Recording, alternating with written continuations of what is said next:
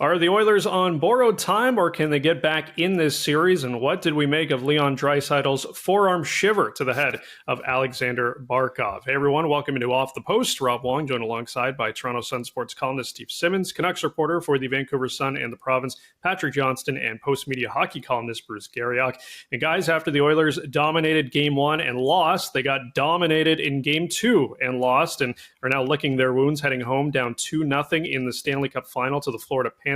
Steve, you've been in Florida watching this all unfold. The old saying is that you're not in trouble until you lose at home, but with the way this has gone so far, is it just a matter of time until the Panthers hoist the cup? Absolutely, it's a matter of time.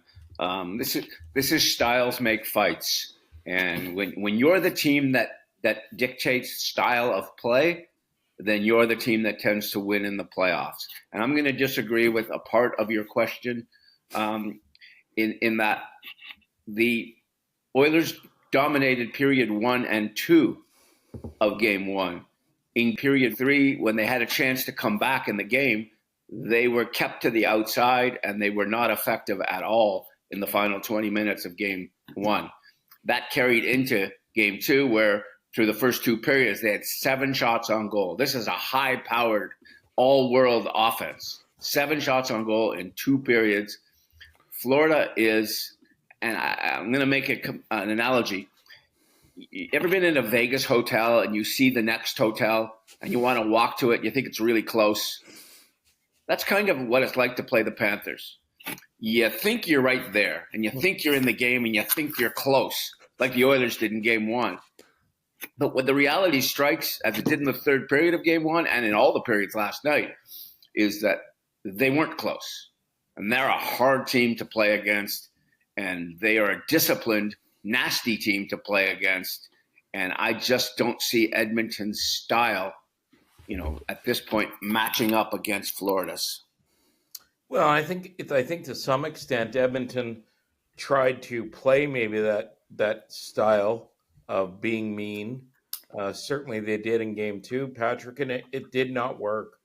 And now they find themselves in a 2-0 hole. 92% of teams that get in it down 2-0 in the Stanley Cup final have gone on to lose, and they're in a very, very difficult spot of trying to not only overcome an opponent that has beaten them in pretty much every department. In Game 2, they're trying now to overcome an opponent who's just playing better than them, and they made a change on defense, and now Darnell Nurse is hurt. So you're going to have to go back to the guy you scratched. You're going home, and it's good to be at home, but you're now looking at a 4 or 5 game Stanley Cup final. I think that would be disappointing for everybody involved, because this series was supposed to be better. As Bruce noted, I mean, there's a reason why teams that go down 0-2 don't come back. I mean, you're playing a great opponent.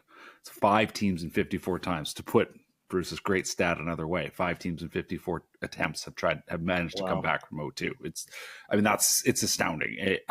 Teams go up 2-0 for a reason.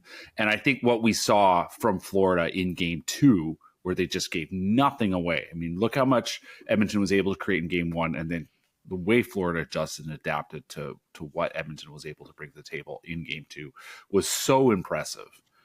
To me, that's just the story. That is now what the Oilers are trying to break down. And it's not just a goalie that's playing well. It's a team that's playing its whole system very well, and they're just not giving anything away. And as great as McDavid is, and as great as Draisaitl is, with a little asterisk now that after the other night, I can't imagine anyone beating Sergei Bobrovsky 4 out of 5 games the way he's playing right now. And that's just, when you're playing that kind of goal, along with how the rest of the Panthers team plays, it may not be, as Bruce points out, great hockey to watch. I thought the first few periods of Game 1 were. The last 4 periods of the series were kind of snore-a-thons, but that's what the Panthers do. They put you to sleep and the other team. And in this case, Evan Bouchard as well. They put everybody to sleep. And the other thing, guys, look who hasn't scored for Florida, right? I mean, Matthew Tkachuk has not gone on the board yet. Well, if he suddenly rises out of a bit of a slumber, then you got to think the Oilers are in real big time trouble, right? Well, Reinhart was second in the league in Yeah. goals. Yeah. I hadn't even noticed him. Yeah. And what one thing about playoffs, and we've all seen it year after year after year. One thing that happens is you find out about rosters that you didn't know. And you watch Florida, you didn't know how good Anton Lundell was. You may not have known how good Evan Rodrigues is. You may not have known how good Gustav Forsling is. Like, they've got a lot of guys that you don't pay Listerine. You got a lot of guys in that roster you don't pay a lot of attention to. Tell me, after the Oilers' first line and a half, has anyone been impressive? I don't think they have.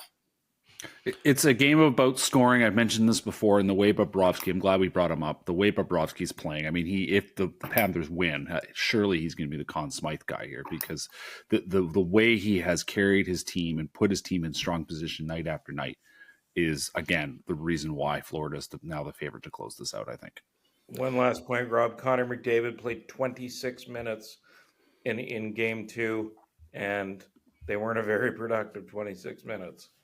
Yeah, not his best performance, that is for sure, so far in this series. And you mentioned it earlier, Bruce, the physicality that the Oilers tried to bring in game number 2 to varying degrees. We saw Connor McDavid throw a punch at Matthew Tkachuk. We saw Sam Carrick with some stick work that earned him a $2,000 fine. And we saw Leon Draisaitl with a forearm to the head of Florida's Aleksander Barkov that knocked him out of the game. His status now for game 3 up in the air, Bruce. It looks like Draisaitl has avoided supplementary discipline. Do you think it was worthy of some?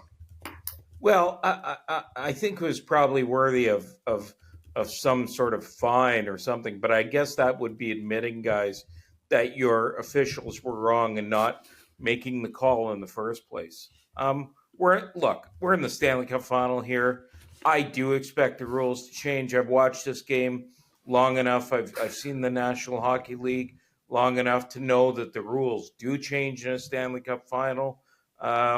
Patrick, the fact he's not going to be suspended or fined doesn't surprise me one bit, because we know there is a set of rules for your star players and there's a set of rules for everybody else. The thing that I guess didn't surprise me, I for starters didn't think it was a suspendable hit. I thought they got it right. They called a penalty. He left his feet, hit him in the head. That's pretty simple. It was funny to think about, though, that 2 series ago, Carson Soucy clipped Connor McDavid in the face. Didn't end up missing any games. In fact, maybe it motivated McDavid even more, and he missed a game. It just, in the end, you're like, why was that even a suspension ever? Because I don't think this one was a suspension. But it's the NHL. We don't know what they're going to do from night to night, whether it comes to officiating or it comes to discipline. So none of this shocks me. Well, the Oilers have already been punished for Draisaitl's foolishness. Draisaitl, did something that was out of character. He decided to become Macho Man Savage on skates, flying elbow, and while he's in the penalty box, a 2-1 game becomes a 3-1 game, and a 1-0 series becomes a 2-0 series, and he wore that. That was on him. That stupidity was on one of the great players in the National Hockey League, one of the stars, Bruce, that they don't get penalized for most things.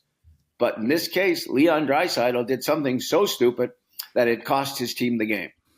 And I think that's the penalty. If the Department of Safety wants to give him a suspension or a fine, it's almost piling on at this stage. What more could they do than take a win away? In this case, they took a win away, and that's without knowing whether Barkov's playing in Game 3 or not. Yeah, we'll see what happens with regards to Barkov. Would be a big loss, but the Panthers do have some wiggle room right now, up 2-0 in this series. As always, leave your thoughts in the comments section below. For Steve Simmons, Patrick Johnston, and Bruce Garriock, I'm Rob Wong. Thanks for watching, and we'll talk to you next time.